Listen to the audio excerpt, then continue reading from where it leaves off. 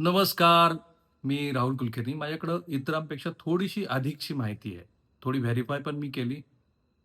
जेव्हा श्री अजित पवार यांचं निधन झालं, त्याच्यानंतर त्यांच्या 2 पैकी एका सुपुत्रानं घटना घडल्यानंतर 4-5 तासानंतर आपल्या पक्षाच्या पुढच्या वाटचाली संदर्भामध्ये काही महत्त्वाच्या नेत्यांसमोर आपलं मत व्यक्त केलं होतं.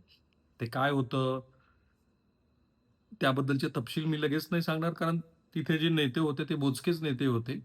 त्यामुळे हे लगेच कळेल, की या संदर्भातली माहिती माझ्याकडे कशी आली. मी हे का सांगितलंय तुम्हाला? कारण राष्ट्रवादी काँग्रेसच्या एकत्रीकरणाची चर्चा सुरू आहे. हे प्रश्न मी श्रीमती सुप्रिया सुळे आणि श्री अजित पवार दोघांनाही विचारले होते, अमोल कोल्हेंना विचारले होते, सुनील तटकरेंना विचारले होते आणि आज श्री जयंत पाटील यांनी जो मोठा खुलासा केला, त्या खुलाशामध्ये ह्या प्रश्नाचं उत्तर दडलेलं आहे. त्यामुळं मी जेव्हा ही बातमी महाराष्ट्राला पहिल्यांदा सांगितली, की श्रीमती सुप्रिया सुळे ह्या केंद्रामध्ये मंत्री होण्याची शक्यता आहे. त्या अमित शहा यांना भेटायला गेल्या होत्या आणि अमित शहानी सांगितलं, की तुम्ही अजित पवार यांच्या माध्यमातनं एन-डी-एचे सदस्य व्हा आणि मग केंद्रात तुम्हाला मंत्री व्हायला काहीच हरकत नाही. ही बातमी मी प्रसारित केली. त्याला जवळपास आज महिन्यापेक्षा अधिकचा काळ उलटून गेलाय. ती बातमी खोटी आहे किंवा त्या बातमीत तथ्य नाही, असं ह्या क्षणापर्यंत कुणी म्हटलेलं नाही. म्हणजे पहिल्यांदा महाराष्ट्राला मी जेव्हा असं सांगितलं, की दोन्ही राष्ट्रवादी काँग्रेस एकत्रित येण्याची चर्चा ही दिल्लीत अमित शहा यांच्या पातळीवरती सुप्रिया सुळे यांच्या पुढाकारानं, श्री जयंत पाटील यांच्या पुढाकारानं झाली. त्याच्यावर आज जयंत पाटील यांनी वेगळ्या पद्धतीनं शिक्कामोर्तब केलं. ते काय म्हणाले ते मी सांगेनच तुम्हाला. पण मी पहिला जो भाग सांगितला, की अजित पवार यांच्या 2 चिरंजीवापैकी एकानी आपल्या पक्षाच्या पुढच्या वाटचाली संदर्भामध्ये हा जो अंत्यविधीचा सोहळा झाला, त्या दरम्यानच्या काळात एक मत व्यक्त केलं होतं. ते का महत्वाचं आहे? तर राष्ट्रवादी काँग्रेसच्या फटाफुटीच्या दरम्यान कुटुंबातले कलह सुद्धा त्याला जबाबदार होते. दिसलंच आहे आपल्याला, कारण सुनेत्रा पवार यांनी लोकसभा निवडणुकीमध्ये सुप्रिया सुळे यांच्या विरोधामध्ये उमेदवारी अर्ज दाखल केला होता. स्वतः त्या प्रचाराच्या दरम्यान ज्या गोष्टी झाल्या, तर त्या सांगत बसायच्या नाहीयेत मला, कारण त्या जुन्या गोष्टी आहेत. पण तो जो वादाचा भाग होता, तो आता मिटला होता. मी एक अत्यंत पिन पॉइंट प्रश्न विचारला होता मुलाखतीत अजित पवारांना, की तुमच्या कुटुंबातले वाद मिटलेत का? एका वाक्यात त्यांनी उत्तर दिलं होतं. ते हिंदीच्या मुलाखतीत मी तो प्रश्न विचारला होता. त्यावेळी ते म्हणाले, "हां, अभी हमारे सब जो वो जो तणाव था, जो मुद्दे थे, वो खत्म हो गए." त्या एका वाक्यानं राष्ट्रवादी काँग्रेसच्या एकत्रीकरणाच्या मुद्द्याला बळकटी मिळाली होती आणि आता राष्ट्रवादी काँग्रेसच्या एकत्रित होण्याच्या मागे पण हाच मुद्दा महत्वाचा आहे.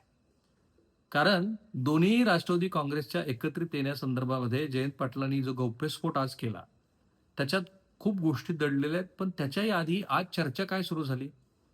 तर उपमुख्यमंत्री पदासाठी सुनेत्रा पवार ह्या उमेदवार असतील. त्या महाराष्ट्र विधिमंडळाच्या सदस्य होतील. चर्चा दुसरी अशी सुरू झाली, की पार्थ पवार हे राज्यसभेवरती सुनेत्रा पवार यांच्या जागेवरती जातील. पक्षाचं अध्यक्षपद हे सुनेत्रा पवार यांच्याकडे येईल.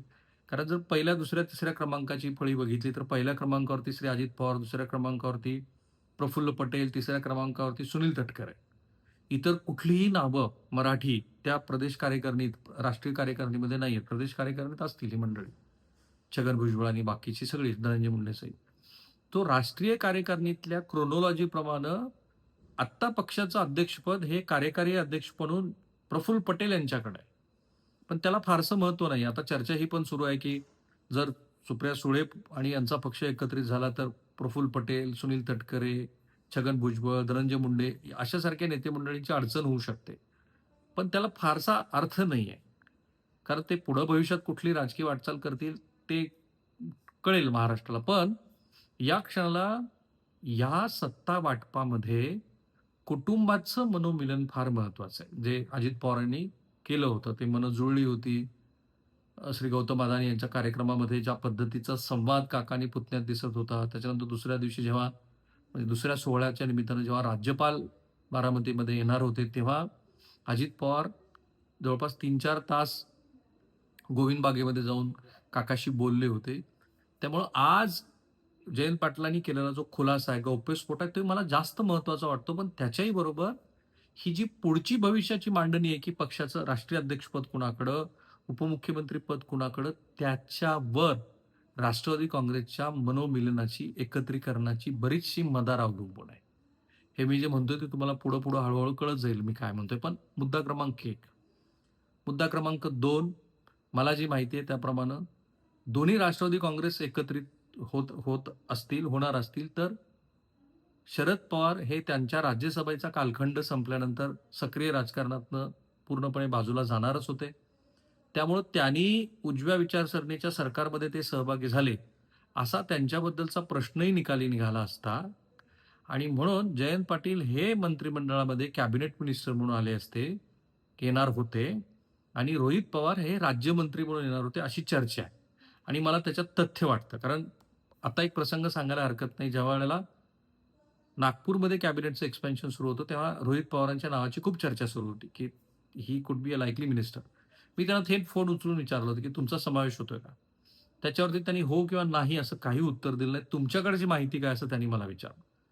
तो धागा मी यासाठी सांगितला, की आत्ता जे ठरलं होतं त्याप्रमाणे जी जागा खुली आहे तुमच्यासाठी असं जयंत पाटलांना अजित पवार अनेक वेळेला सभागृहात बोलले होते.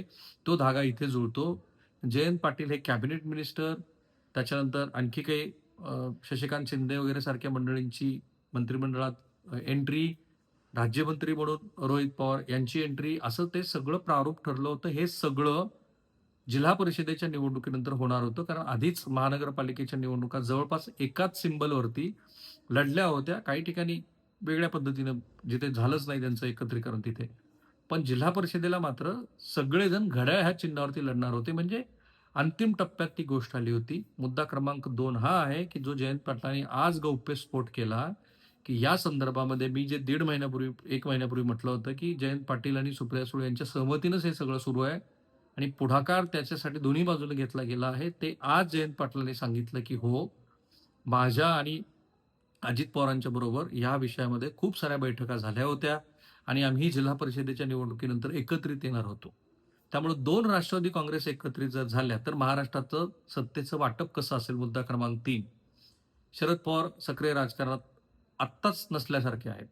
त्यामुळे तो फारसा मुद्दा राहणार नाही. कदाचित केंद्रामध्ये सुप्रिया सुळे ह्या मंत्री बनतील.